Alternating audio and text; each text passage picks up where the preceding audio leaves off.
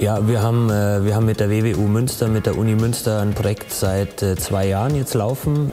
Und ja, im letzten Jahr war der Fokus vor allem so ein bisschen zu erforschen, wie der Übergang vom Medium Halle einfach effektiver gestaltet werden kann, präventiver gestaltet werden kann. Und jetzt in diesem Jahr will die WWU Münster testen, wie sich verschiedene Sandarten auf die Sprünge auswirken. Ein grobkörniger Sand, feinkörniger Sand, wenn er auch ein bisschen nasser ist, wenn er trockener ist, da will man rausfinden, wie dieser Sand sich auf Sprünge, auf die Sprungqualität und auf die Sprungleistung auswirken.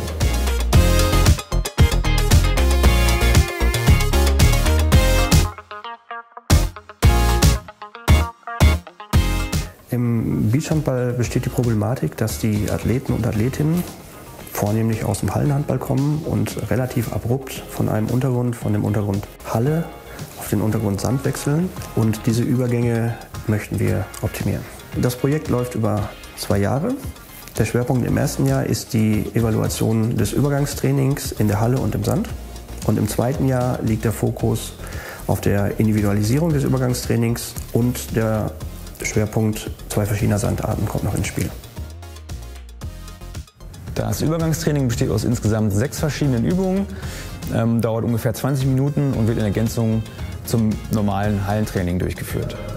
Die Übungen bestehen aus Sprungformen lateraler, vertikaler und horizontaler Ausrichtung und werden mit einem progressiven Anteil entsprechend des Untergrunds durchgeführt. Das heißt, beim Übergang von Halle in Sand wird Woche für Woche der Anteil an Sprüngen auf Sand erhöht. Beim Übergang vom Sand in die Halle wird entsprechend verletzungsprophylaktisch der Anteil an Sprüngen vom Sand reduziert und entsprechend auf festen Untergrund gesteigert. Der Schwerpunkt des Übergangstrainings von Halle auf Sand liegt in der Leistungsverbesserung im Sand und im Leistungserhalt in der Halle.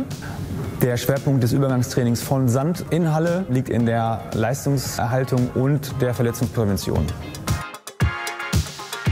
Wir führen 3 Leistungsdiagnostiken durch. Die erste Leistungsdiagnostik findet Mitte, Ende der Hallensaison statt, die zweite Leistungsdiagnostik während der Beachsaison und die dritte Leistungsdiagnostik zu Beginn, Mitte der Hallensaison.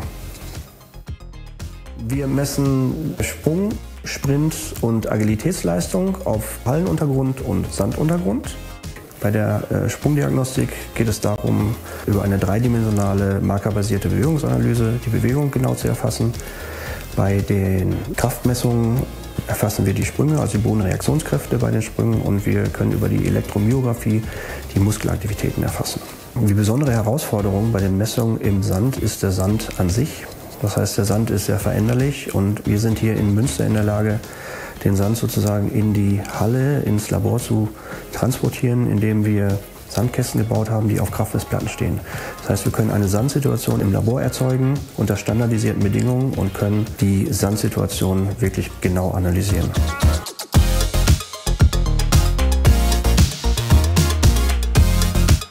Hinsichtlich der vorläufigen Ergebnisse können wir soweit sagen, dass das Übergangstraining erfolgreich war. Das heißt, wir konnten bei den Beachhandballern, Beachhandballerinnen, die trainiert haben, einen Leistungserhalt oder eine Leistungsverbesserung auf beiden Untergründen feststellen. Wiederum bei den Handballerinnen und Handballern, die nicht trainiert haben, konnten wir einen Leistungserhalt bzw. einen Leistungsabfall feststellen. Hinsichtlich des zweiten Schwerpunkts konnten wir feststellen, dass der Sand einen immensen Einfluss auf die Leistungsfähigkeit hat. Das heißt, dass beispielsweise bei weicherem Sand das Einsinkverhalten deutlich größer ist und das auch einen Einfluss auf die Sprunghöhe hat. Natürlich stehen wir in Grundlage unserer Kooperation mit dem Deutschen Handballbund permanent mit den Trainern und Trainerinnen in Kontakt. Das heißt, die Ergebnisse unserer Leistungsdiagnostiken werden von uns entsprechend weitergeleitet.